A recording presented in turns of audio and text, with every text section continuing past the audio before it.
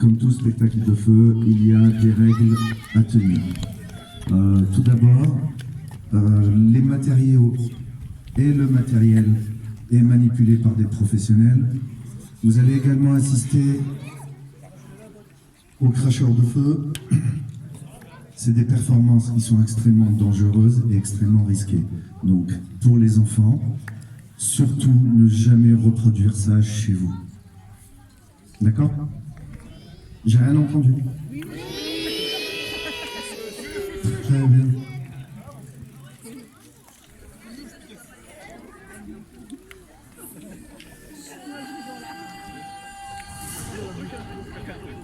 Par des temps anciens, créatures magiques et humains vivaient ensemble sur Terre sous le règne du dragon légendaire Aslor.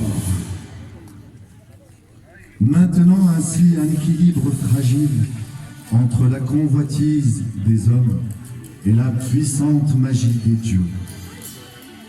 Des siècles durant, la paix fut maintenue, jusqu'à ce que le perfide chef du clan des chasseurs de dragons souleva une armée de guerriers sanguinaires, tous aussi affamés de pouvoir, pour venir à bout du dragon légendaire et acquérir la puissance de la magie du feu.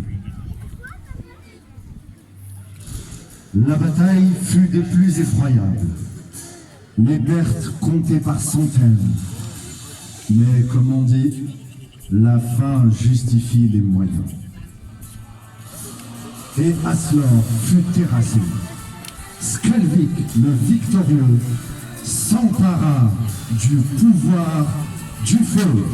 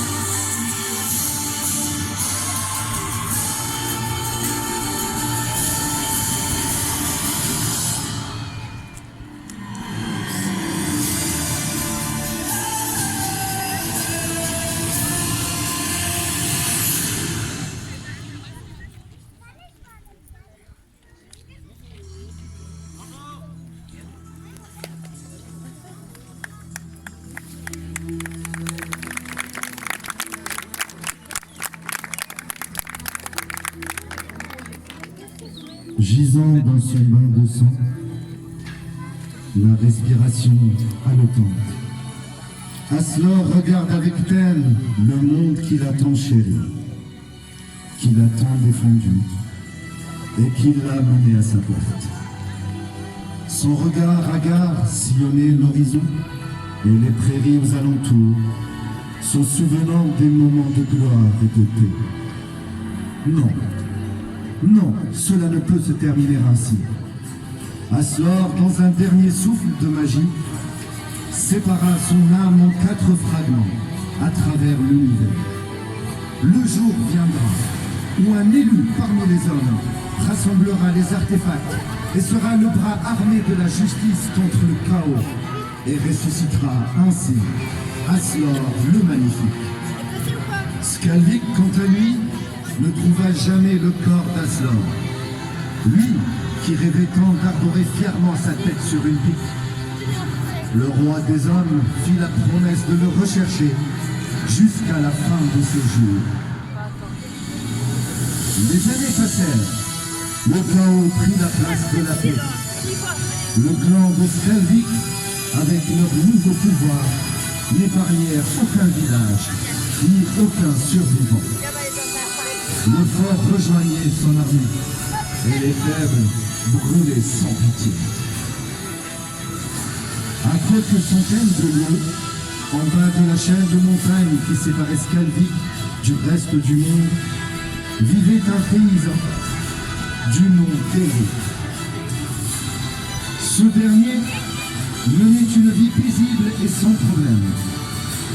Sa principale préoccupation tournait autour de ses récoltes et ses animaux.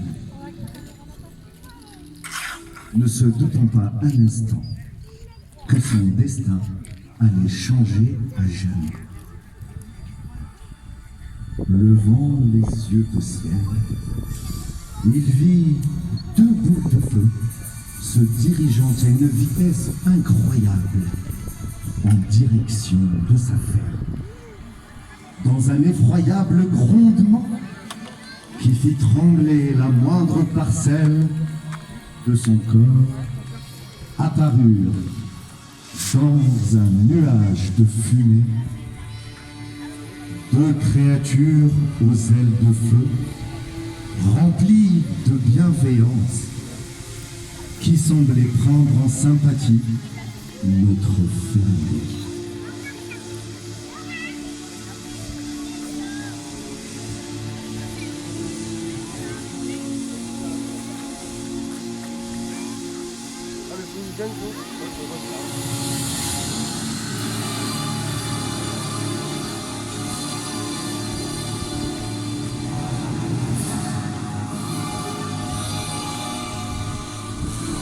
Au fil du temps, une amitié est née entre Elric et les deux créatures.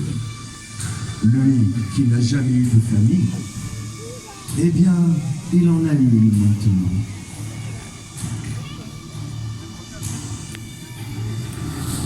Mais les espions de Skalvik étaient partout. Cela ne tarda pas à attirer son attention. Deux dragons vivant aux côtés d'un humain, cela relevait certainement de la magie d'Aslor.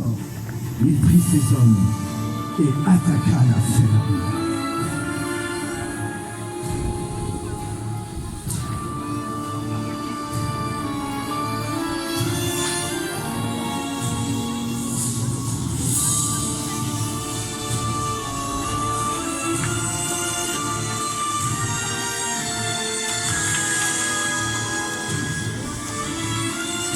Les créatures faibles n'ayant pas acquis assez de puissance pour riposter, s'agenouillèrent devant le pouvoir du tyran. Et leurs ailes lâchèrent leurs ailes en guise de soumission. Elric essaya de riposter, non sans mal, et finit par plier le genou à son tour. Fou de rage et en guise de punition, Skalvik fit brûler la ferme.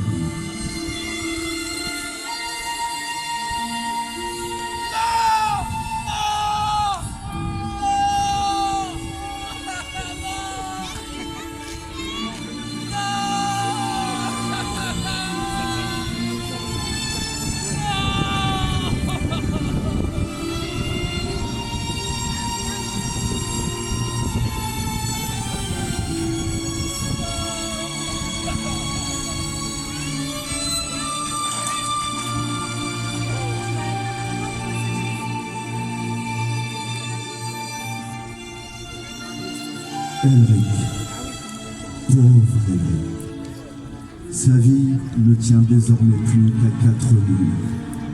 Une vie de labeur dévastée par la magie et la cupidité des hommes. Se demandant ce qu'il avait fait aux dieux pour en arriver là, plongé dans ses songes, il ne vit pas arriver vers lui une horde de fous.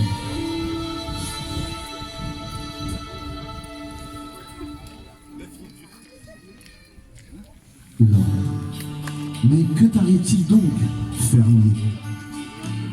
Elric sursauta en entendant cette petite voix, mais ne put s'empêcher de répondre.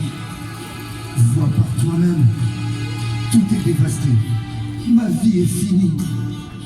Oh, répondit Lord, au contraire, ta véritable destinée ne fait que commencer, et je serai là, à tes côtés. Elric soupira. Un paysan et une petite flamme, nous n'irons pas bien loin avec tout ça.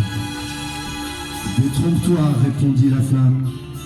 Je suis Aslor, et tu as protégé par ta bravoure mes 2 fragments. Et je t'offre le 3e, l'épée de feu.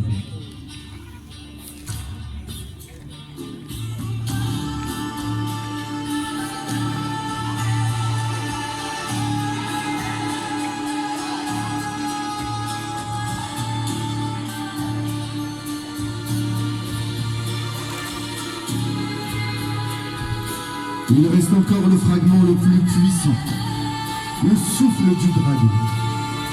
Mais il n'est pas aisé de le trouver. Pour le reconstituer, il te faudra passer bien des obstacles. Mais comment est-ce que je pourrais le reconnaître? Répondit Elric. C'est lui qui te reconnaîtra en temps voulu. Une fois mon corps reconstitué et le clan des chasseurs de dragons vaincu, nous rétablirons l'équilibre et la paix reviendra. Va, petit fermier, le destin est entre tes mains. Mais je ne sais pas me battre, répondit Elric. Oh, mon épée recèle bien des pouvoirs. Prends-la, allume-la, entraîne-toi. L'heure de la vengeance a sonné.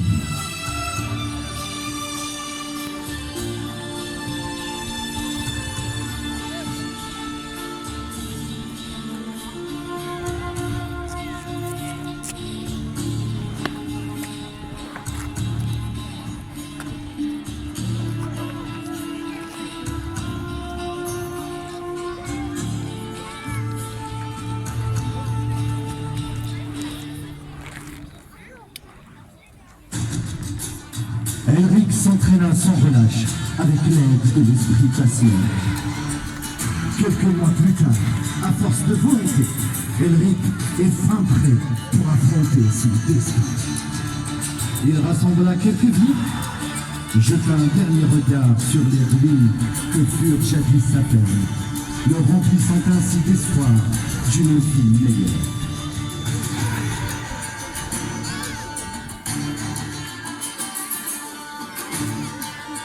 La route fut longue et sinueuse. Les montagnes semées d'obstacles n'ont pas facilité la tâche à notre héros. Mais là,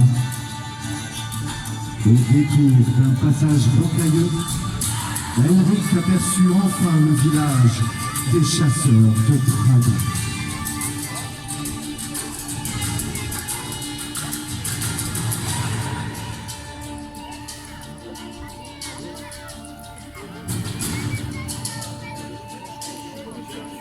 Des carcasses de créatures, d'humains, jonchaient l'entrée de la cité.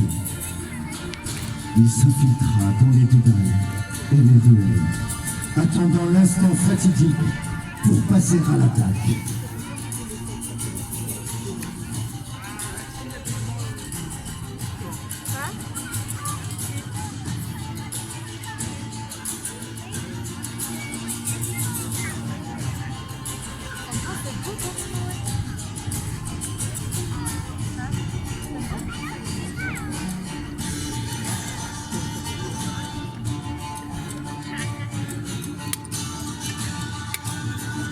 Il attendit des heures et des heures,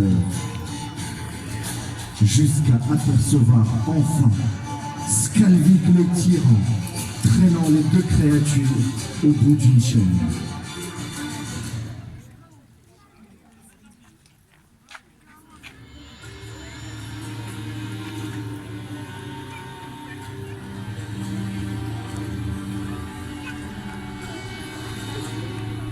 Elles étaient réduites en esclavage. Skalvik avait semé le chaos autour de lui. Décidément, plus rien ne peut lui résister. Sa puissance est devenue telle que même créatures fantastiques ou créatures magiques pliaient le genou. Skalvik devenait petit à petit le roi d'un nouveau monde. Un nouveau monde où les ténèbres régnaient.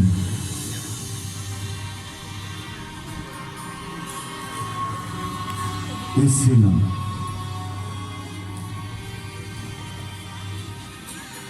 approchant furtivement, Elric décidé de passer enfin à l'attaque. Dans un saut et un dernier souffle, Elric le déterminé à sauver ses créatures.